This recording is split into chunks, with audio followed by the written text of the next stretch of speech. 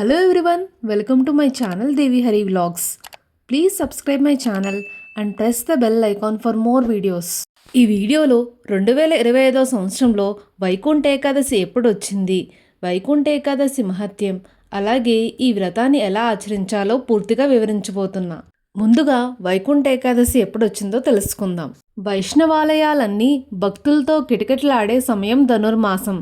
ఈ పవిత్రమైన నెలలో వైకుంఠ ఏకాదశి కూడా వస్తుంది. నెలకు 2 చొప్పున ఏడాదికి 24 ఏకాదశి తిథులు వస్తాయి. మిగతా వాటితో పోలిస్తే సూర్యుడు ఉత్తరాయణానికి మారే ముందు వచ్చే ధనుర్మాస ఏకాదశిని ముక్కోటి ఏకాదశి అంటారు. 2025 సంవత్సరంలో డిసెంబర్ నెలలో వైకుంఠ ఏకాదశి తేదీ ఎప్పుడు వచ్చిందో తెలుసుకుందాం. ఏకాదశి తిథి డిసెంబర్ 29 సోమవారం తెల్లవారితే 3:41 ప్రారంభమై డిసెంబర్ 30 మంగళవారం రాత్రి 1:27 వరకు ఉంది. కావున 2025 సంవత్సరంలో డిసెంబర్ 30వ తేదీన వైకుంఠ ఏకాదశి పండుగగా జరుపుకుంటారు. వైకుంఠ ఏకాదశి మహత్యం.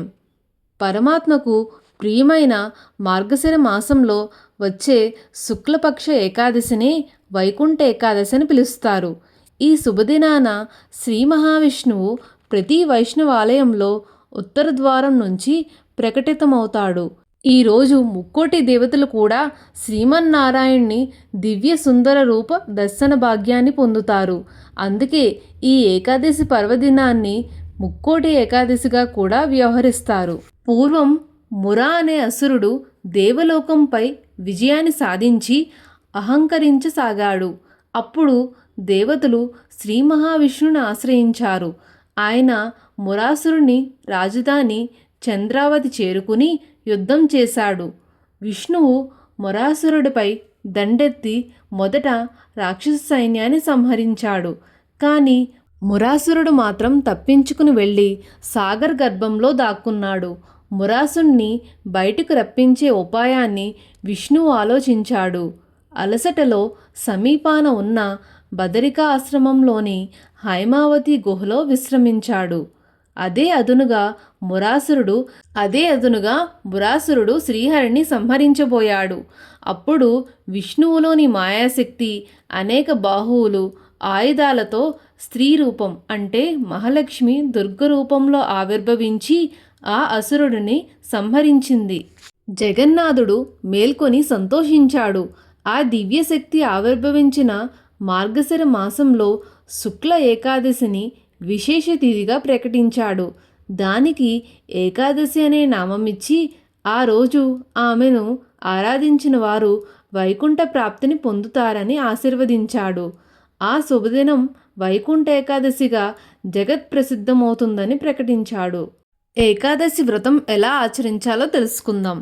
నారాయణుడు వైకుంఠ ఏకాదశి పూర్ణఫల సిద్ధికి కొన్ని నియమాలు నిర్దేశించాడు.